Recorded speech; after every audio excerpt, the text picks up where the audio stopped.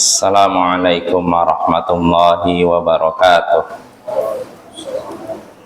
Alhamdulillah wassalatu wassalamu ala rasulillah wa ala alihi wa sahbihi wa man wala, amma ba'd.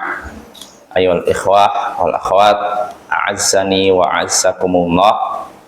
Saudara-saudariku yang semoga dimuliakan oleh Allah, kita bertemu kembali di malam Sabtu untuk mengkaji tafsir Jalalain, tafsir yang disusun oleh Imam Jalaluddin As-Suyuti dan Jalaluddin Al-Mahalli. Ya, pada pertemuan sebelumnya kita masih di surat Al-Hujurat. Kita masih membahas ayat ketiga dan seterusnya, yaitu firman Allah Ta'ala, innal ladzina yaghudduna aswatahum 'inda rasulillah ulaikal ladzina imtahanallahu qulubahum littaqwa lahum maghfiratu wa ajrun 'azim. Sesungguhnya orang-orang yang merendahkan suara mereka di sisi Rasulullah, mereka itulah orang-orang yang telah Allah uji hati mereka untuk ketakwaan. Mereka lahum maghfiratu wa ajrun 'azim. Mereka mendapatkan ampunan dan juga pahala yang besar. Sesungguhnya orang-orang yang merendahkan suara mereka di sisi Rasulullah sallallahu alaihi wasallam, maksudnya mengecilkan suara mereka di hadapan Rasulullah sallallahu alaihi wasallam, mereka itu orang-orang yang telah Allah uji hati mereka untuk ketakwaan. Allah telah menguji hati mereka untuk ketakwaan. Maksudnya, kata Imam Al-Mahalli, litabhar minhum. Allah telah menguji hati mereka untuk tampak atau agar tampak ketakwaan mereka. Jadi mereka itu diuji agar tampak ketakwaan mereka, itu maksudnya. Lalu Allah sebutkan balasan bagi mereka yang merendahkan suara mereka di sisi Rasulullah, lahum maghfiratu wa ajrun 'azim. Mereka mendapatkan ampunan dari Allah dan juga pahala yang besar. Balasan yang besar. Apa balasan yang besar? Surga. Tidak ada balasan yang lebih besar daripada surga. Jadi senikmat apapun suatu kenikmatan, tidak ada yang melebihi kenikmatan surga.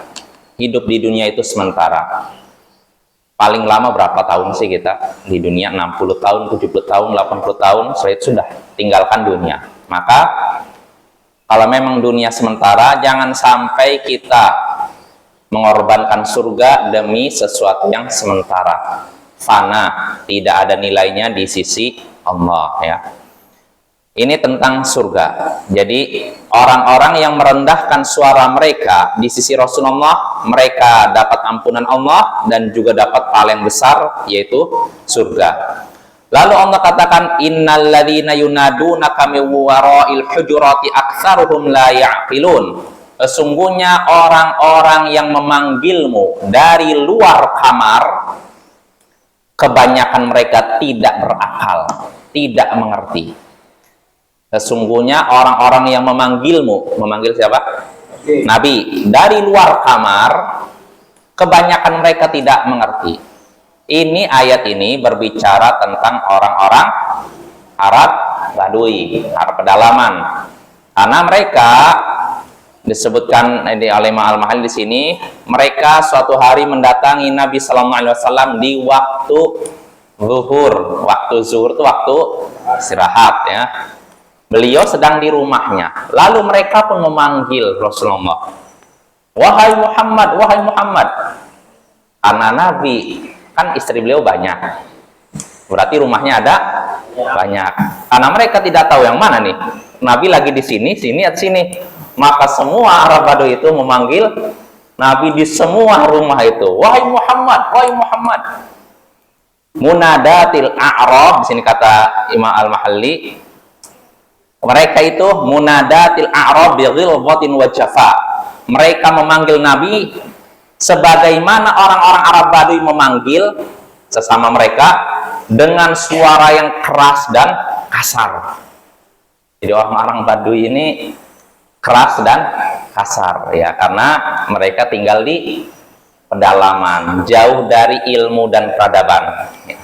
Makin jauh seorang dari peradaban, maka wataknya makin keras. Kalau seorang itu jarang berbaur atau jarang bertemu dengan manusia, Bapak, maka perilakunya bisa buas seperti hewan buas. Ya, ini kata para ulama penjelasannya seperti itu ya. Jadi karena mereka jauh dari peradaban, jauh dari masyarakat yang punya peradaban, menyendiri di pelosok-pelosok itu, mungkin di padang rumput atau kalau mungkin di hutan, jarang ketemu manusia. Yang dia ketemu setiap hari apa? Binatang. Ya begitu. Jadi berpengaruh pada perilaku mereka, Bapak ya. Maka tidak dianjurkan tinggal di pedalaman, Bapak ya, kecuali untuk dakwah ya, atau uzlah. Uzlah artinya kalau ketika masyarakat sudah rusak, seorang merasa tidak bisa tinggal di situ, misalkan saking rusaknya dia tidak bisa memperbaiki, tidak bisa mewarnai, justru dia yang terwarnai, maka dalam hal ini nggak apa-apa seorang tinggal di pedalaman dalam rangka itu menghindar dari fitnah dunia dan fitnah agama, Bapak ya. Tapi kalau tidak ada alasan seperti itu, nggak boleh seorang tinggal di pedalaman tanpa ada kebutuhan, jauh dari orang, jauh dari manusia. Sehari-hari ketemu hewan terus, ketemu monyet, ketemu ini, sehingga akhirnya itulah yang membekas di kepalanya, Bapak ya. Apa? Tarzan. Makanya Tarzan suaranya keras. Ya itu. Ya jadi gitu, apa ya. Jadi orang Arab Baduy begitu. Mereka memanggil Nabi dari luar kamar beliau dengan suara yang keras, suara yang kasar. Ya, kata Allah di sini, aktsaruhum la ya'qilun. Orang-orang yang memanggil Nabi dari luar kamar itu, kebanyakan mereka tidak berakal. Maksudnya tidak mengerti. Ya, tidak mengerti apa? Tidak mengerti tentang kedudukan Nabi dan sikap yang seharusnya terhadap Nabi. Ya, artinya Nabi ini kan orang yang memiliki kedudukan. Orang yang memiliki kedudukan harus dihormati, dimuliakan. Nah, di antara bentuk penghormatan dan pemuliaannya yaitu memanggilnya dengan suara yang lembut, bukan suara yang keras ya. Tapi Arab Baduy karena jauh dari ilmu peradaban, mereka terjatuh dalam demikian. Ya, jadi kita di satu sisi kita merasa geleng-geleng kepala, tapi di sisi lain juga kita maklumi karena mereka jauh dari ilmu dan pengetahuan dan peradaban, Bapak ya. Harus banyak-banyak sabar sama orang-orang Arab Baduy ya. Sebagaimana Nabi dalam Sahih Bukhari pernah bersama Anas bin Malik sedang berjalan, tiba-tiba ditarik oleh orang Arab Baduy, serendang sampai membekas tarikannya. Ya Muhammad, tarik. Rasulullah tarik orang Baduy, wahai Muhammad, berikan kepadaku harta Allah yang ada pada dirimu. Gimana perasaan kita, Bapak? Lagi jalan tiba-tiba tarik orang. Ini Arab Baduy. Ya, namun apa reaksi Nabi? Kata Anas, dhahik. Nabi tertawa. Tertawa bukan ngejek, artinya senyum gitu, ngadapin orang gitu senyum. Setelah itu apa? Nabi meminta Anas untuk memberikan harta itu zakat untuk orang Arab Baduy ini. Nah ini Bapak ya, inilah orang-orang Arab Baduy, harusnya kita maklumi. Jadi jangan samakan mereka dengan orang yang sudah ngerti peradaban. Nggak boleh disamakan, nggak adil Bapak ya. Tapi bukan berarti juga mereka dibiarkan tidak punya adab juga, nggak juga. Artinya mereka tidak punya adab, kita ajari adab. Tapi kalau misalkan mereka tidak berubah, tidak segera berubah, jangan juga kita tergesa-gesa. Ya butuh waktu, Bapak. Ngubah peradaban itu butuh waktu. Ya karena mereka udah tinggal di lingkungan yang seperti itu, jauh dari ilmu peradaban itu udah bertahan bertahun-tahun, berpuluh-puluh tahun. Untuk mengubahnya 1 hari bisa? 1 minggu? 1 bulan? 1 tahun? Nggak bisa juga, butuh kesabaran ya. Nah ini ya, jadi kita kembali lagi. Jadi Allah katakan orang-orang yang memanggilmu dari luar kamar, itu orang-orang Arab Baduy, kebanyakan mereka tidak mengerti. Allah menyebutkan kebanyakan mereka. Allah tidak mengatakan mereka semua. Kenapa? Karena ada di antara mereka yang punya adab, ya, tapi itu sedikit dibandingkan yang tidak punya adab, ya. Nah, itu tentang orang-orang Arab Baduy. Lalu Allah katakan, walau annahum sabaru hatta takhruja ilaihim lakana khairal lahum. Kalau mereka mau bersabar sampai engkau keluar menemui mereka, tentu itu lebih baik bagi mereka. Wallahu ghafurur rahim, dan Allah Maha Pengampun lagi Maha Penyayang. Artinya, seandainya saja orang-orang Arab Baduy itu tahu mereka itu mau bersabar dan tahu manfaat dari kesabaran, tentu mereka akan berdiri di luar menanti apa? Nabi keluar, tidak perlu teriak dengan suara keras, Muhammad, Muhammad. Jadi sabar. Misalkan Assalamualaikum, misalkan kalau dulu orang Arab Baduy kan nggak tahu manggil Rasul itu nggak boleh pakai nama, kan? Ini dimaklumi juga karena ilmu belum sampai kepada mereka. Kalau para sahabat nggak ada yang berani, wahai Muhammad. Apa panggilan ini? Bagaimana para sahabat manggil Rasulullah? Ya Rasulullah, ya Nabi Allah, ya Rasul, ya Nabi, gitu. Tapi orang Arab Baduy karena mereka jauh dari ilmu pengetahuan, mereka nggak tahu kalau yang seperti itu memanggil dengan nama Nabi langsung itu dilarang. Mereka nggak tahu. Makanya mereka manggilnya wahai Muhammad langsung dengan namanya. Nah, Allah katakan kalau mereka mau bersabar menunggu, wahai Muhammad, bisa tunggu dulu sampai Nabi mungkin siap-siap di rumah pakai pakaian keluar, itu lebih baik kalau mereka mau sabar, ya. Tapi kebanyakan mereka tidak sabar karena tidak punya pengetahuan, ya.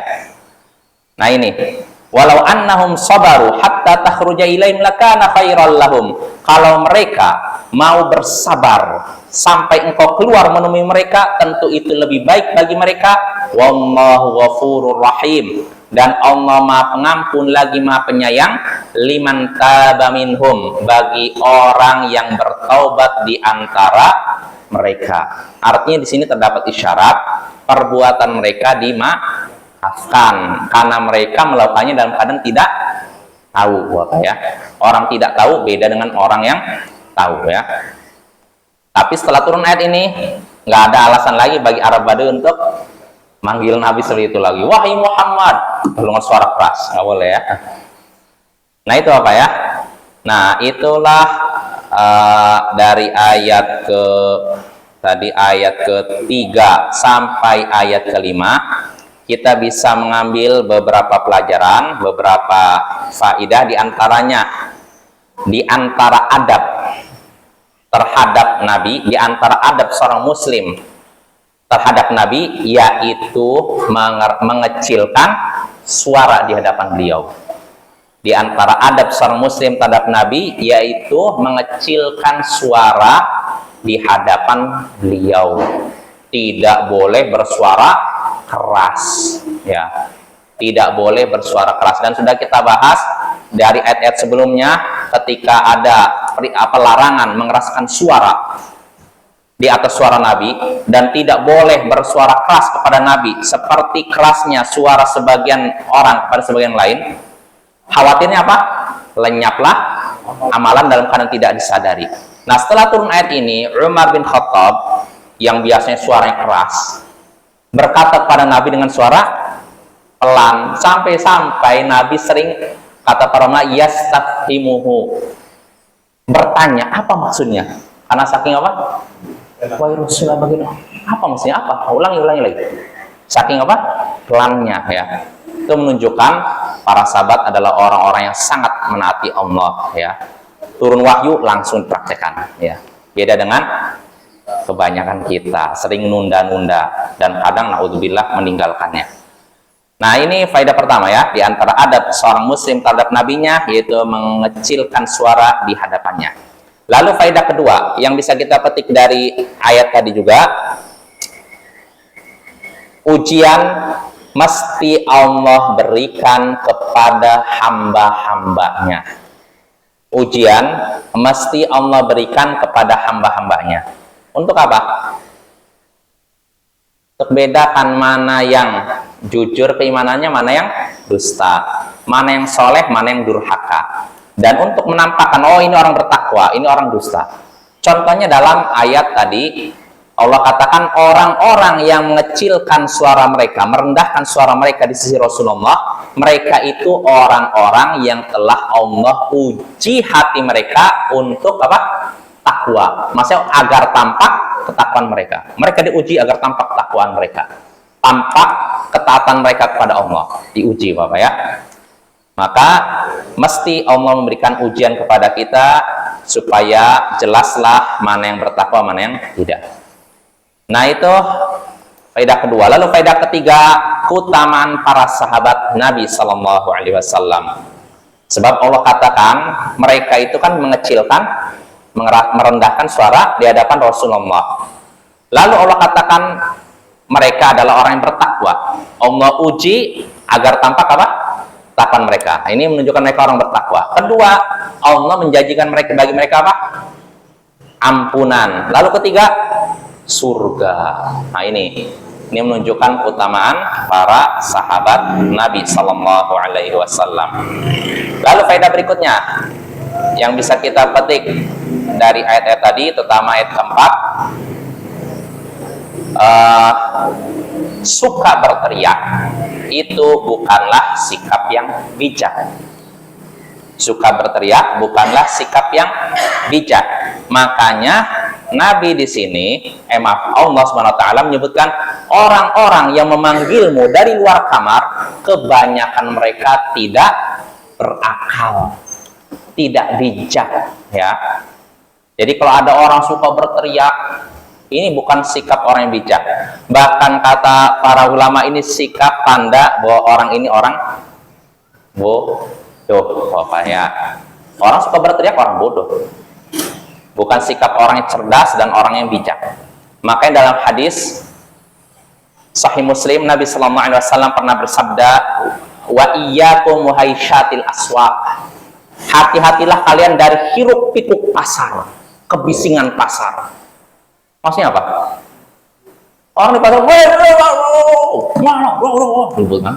hati-hati kalian. Jangan kalian, jauhilah oleh kalian hiruk pikuk pasar, teriak-teriak, nggak ada kebutuhan. Nah ini ciri-ciri orang yang tidak bijak, Bapak ya. Nggak boleh, tidak pantas seorang muslim suka berteriak, bersuara keras tanpa kebutuhan. Adapun kalau dibutuhkan, diperbolehkan. Contohnya apa? Dalam perang. Kalau perang komandan misalkan, maju. Gimana orang di belakangnya? Ya maju. Tapi maju, ya kan? Gerak gitu. Ya nggak mungkin perang suaranya pelan ya. Begitu juga dalam khutbah Jumat, Bapak ya. Dalam khutbah Jumat, seorang Jabir bin Abdillah dalam Sahih Muslim menyebutkan sifat Nabi Sallallahu Alaihi Wasallam dalam khutbah. Kata Jabir, karena Nabi Sallallahu Alaihi Wasallam idza khataba ihmarat ainah wa ala sautu washtadda ghadabu ka'annahu mundiru jaish. Nabi Sallallahu Alaihi Wasallam kalau sedang khutbah Jumat memerah mata beliau, meninggi suara beliau, dan berapi-api kemarahan beliau, berapi-api semangat beliau gitu. Seakan-akan beliau sedang memberi peringatan kepada pasukan perang. Nah ini sunnahnya Bapak ya, dalam khutbah Jumat tuh matanya merah. Maksudnya apa matanya merah? Artinya menjiwai Nabi itu, nggak loyo gitu Bapak ya. Menjiwai sampai mata beliau memerah, suaranya meninggi. Dan washtadda ghadabu, artinya kalau diterjemahkan letter luck artinya kemarahan beliau memuncak. Maksudnya apa? Semangat beliau berapi-api.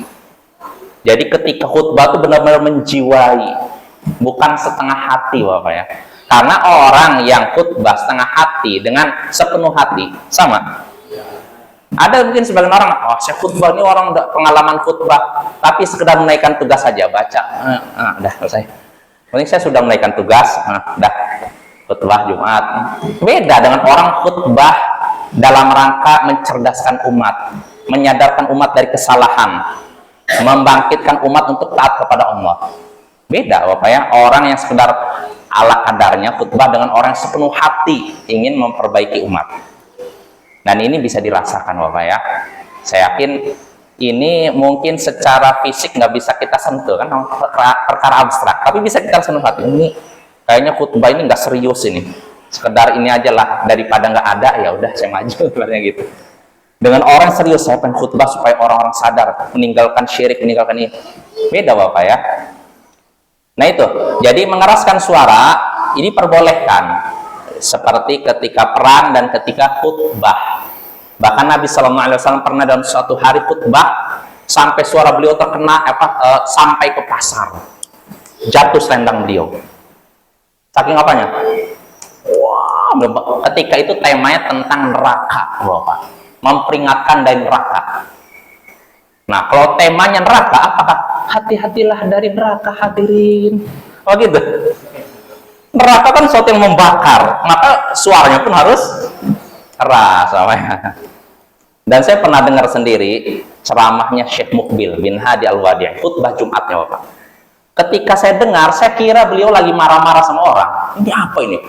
Jadi kalau dulu itu kan modelnya audio MP3 Bapak ya. Biasanya kan kalau ditip ada yang model gini-gini kan. Itu saya saksikan khutbahnya dari awal akhir gini. Jadi turun gitu. Padahal dia udah tua. Jadi beliau itu meninggal tahun 2001. Beliau ketika itu khutbah dalam keadaan sudah tua, tapi siapa sangka seakan-akan yang khutbah ini anak muda, karena suaranya keras. Kalau orang nggak tahu dikira lagi marah, padahal sedang khutbah. Nah itu sunnahnya Bapak ya.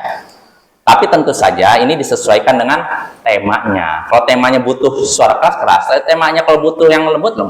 Tapi secara umum khutbah itu harus istilah seorang yang berkhutbah harus menjiwai khutbahnya, merasapi, menghayati ya itu. Nah itu ya.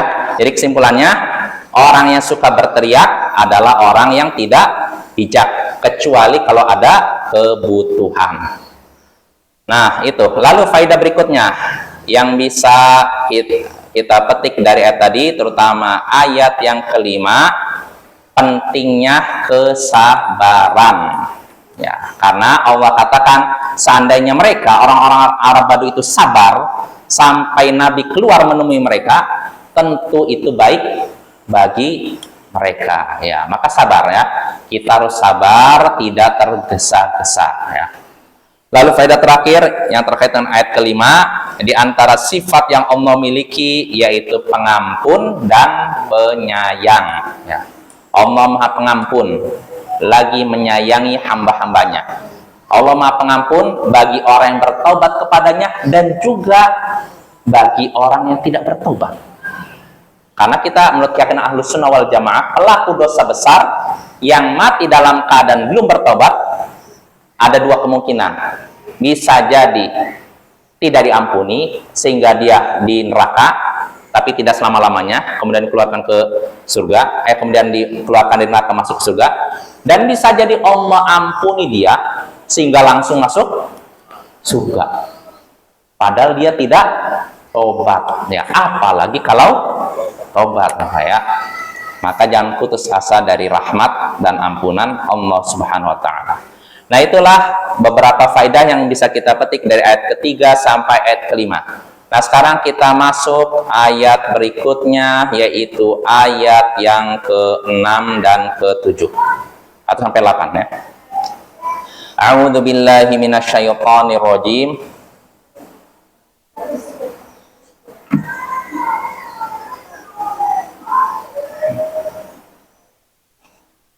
Ya ayyuhalladzina amanu in ja'akum fasiqun binaba'in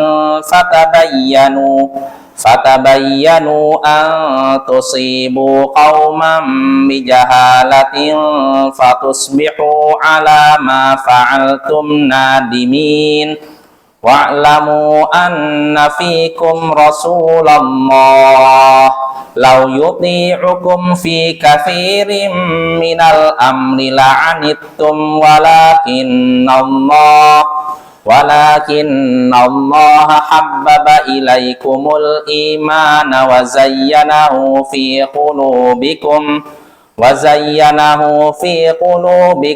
wa karraha ilaikumul kufra wal fusuqa wal isyan ulaika humur rasyidun fadlan minallahi wa ni'mah wallahu alimun hakim.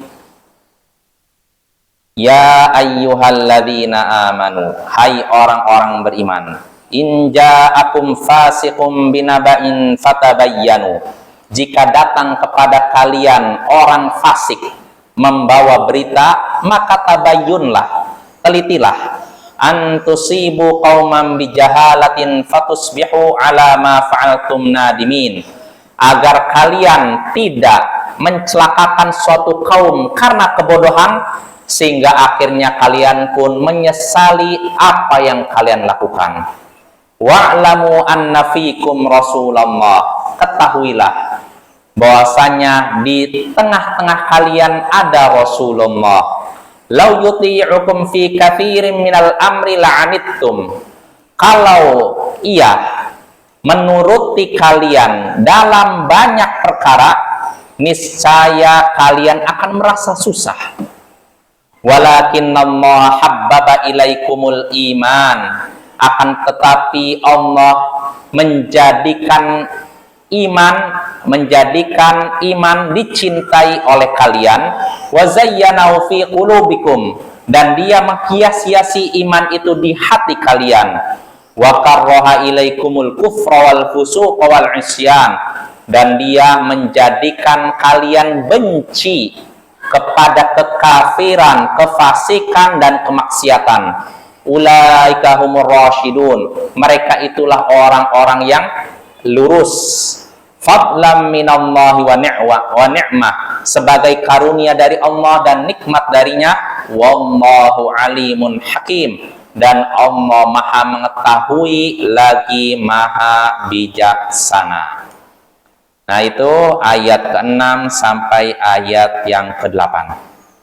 Nah, kita bahas Bapak.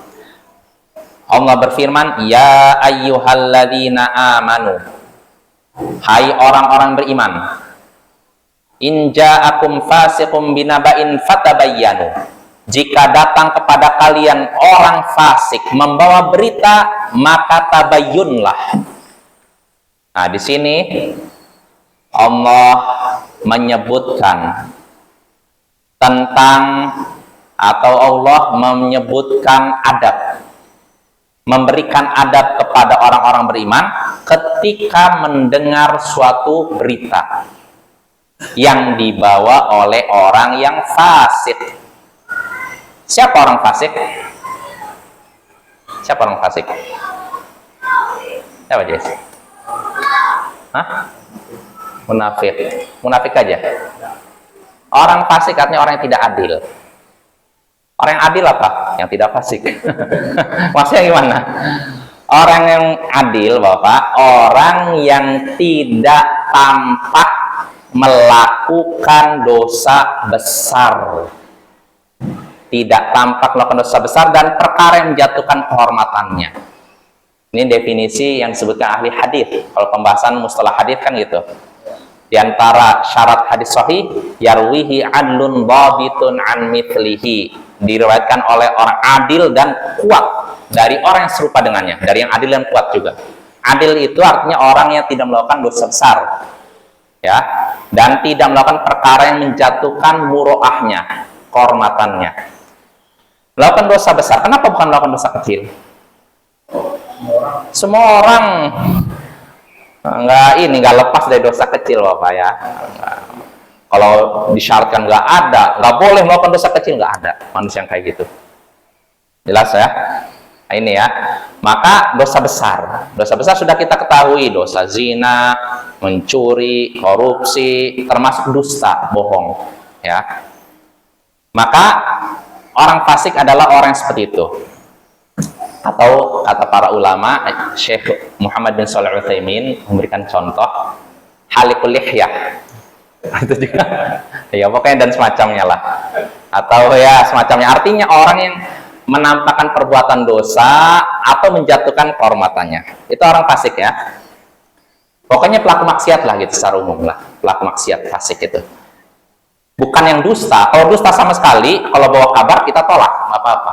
Tapi ini bukan pendusta. Orang yang bawa kabar ini bukan pendusta, tapi pelaku maksiat. Dan kita tidak ketahui orang ini suka berdusta. Jelas apa ya? Karena kalau yang datang orang yang terkenal suka dusta, apa sikap kita? Ya tolak aja, nggak apa-apa, nggak dosa. Tapi yang jadi masalah kalau datang orang fasik, dia nggak dikenal berdusta, tapi dia melakukan maksiat selain dusta. Nah, apa sikap kita? Apakah terima langsung atau langsung tolak atau bagaimana? Tabayun kata Allah. Teliti, cek dan dicek. Jangan langsung diterima dan jangan langsung ditolak. Nah ini ya sikap kita ya. Jadi Allah katakan, hai orang-orang beriman, jika datang kepada kalian orang yang fasik membawa berita, fatabayyanu, maka perjelaslah, telitilah, cek dan dicek, sidqahu min kadhibi. Ceklah kebenarannya dan kedustaannya. Artinya benar nggak ini kabar dari dia tuh, benar atau bohong gitu loh. Dalam riwayat, dalam sebuah qiraat, fatathabbatu, dan ini qiraat yang sahih. Jadi Bapak, dalam qiraat Al-Qur'an ada yang bunyinya, hai orang, ya ayyuhalladzina amanu in ja'akum fasiqun binaba'in fatabayyanu. Kalau datang orang fasik kepada kalian membawa berita, tabayyunlah. Artinya apa? Cek dan dicek. Dalam qiraat lain, ya ayyuhalladzina amanu in ja'akum fasiqun binaba'in fatathabbatu. Ini qiraatnya sahih juga, benar juga. Jika datang kepada kalian orang fasik membawa berita, tathabbutlah. Tathabutannya apa? Cek dan dicek juga ya. Maknanya kurang lebih sama walaupun katanya bentuknya beda gitu. Nah, kita disuruh ngecek berita dari orang fasik ya. Kenapa Allah sebutkan antusibu qauman bijahalah? Karena dikhawatirkan khosyata dzalik kata Imam Al-Mahalli, karena dikhawatirkan kalian mencelakakan suatu kaum dalam keadaan kalian tidak tahu, fatusbihu ala ma'atum nadimin, sehingga akhirnya kalian pun menyesal atas apa yang kalian lakukan karena sudah bersikap salah kepada kaum tersebut. Jelas Bapak ya? Nah, ini oh ya, sebelumnya ada asbabun nuzulnya. Ayat ini turun, nah ini disebutkan oleh Imam Al-Mahalli sebenarnya. Ayat ini turun disebutkan oleh Imam Al-Mahalli di sini. Wa nazala fil Walid bin Uqbah. Ayat ini turun tentang Al-Walid bin Uqbah. Wa qad ba'athahu an-nabiy sallallahu alaihi wasallam ila Banil Mustaliq. Nabi sallallahu alaihi wasallam telah mengutusnya ke Bani Al-Mustaliq musaddiqan, untuk ngambil nagih zakat, bukan yang ngambil zakat gitu loh. Fakhafahum. Jadi Al-Walid bin Uqbah diutus untuk ngambil zakat, tapi dia takut kepada mereka, takut kepada Banil Mustaliq. Kan Nabi nyuruh, kamu datang ke Banil Mustaliq, ambil sedekah mereka, ambil zakat mereka. Tapi Al-Walid takut kepada mereka. Kenapa? Litarotin kanat bainahu wa bainahum fil jahiliyah. Karena ada konflik antara dirinya dengan mereka di zaman jahiliyah. Jelas Bapak ya?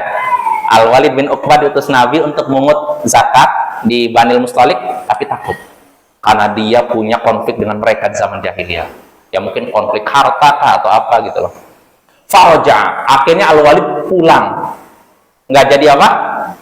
Ambil zakat. Waqal, lalu dia berkata kepada Nabi, innahum mana'us sadaqah. Mereka tidak mau bayar sedekah. Tidak mau bayar zakat. Bayangkan. Kira-kira ini ucapan ini biasa atau gimana nih? Bahaya nggak? Bahaya. Makanya di sini wahammu biqatlihi. Ya, jadi katanya gini. Mereka nggak mau bayar zakat, bahkan mereka mau bunuh saya. Bunuh siapa? Al-Walid bin Uqbah. Bahaya nggak isu ini? Bahaya. Kenapa? Akibatnya di sini fahamman Nabi sallallahu alaihi wasallam bi ghaswihim. Setelah Nabi mendengar kabar dari Al-Walid bin Uqbah, mereka nggak mau bayar zakat wahai Rasulullah. Bahkan mereka mau bunuh saya. Maka apa yang terjadi? Nabi pun bertekad untuk memerangi mereka. Lihat tuh.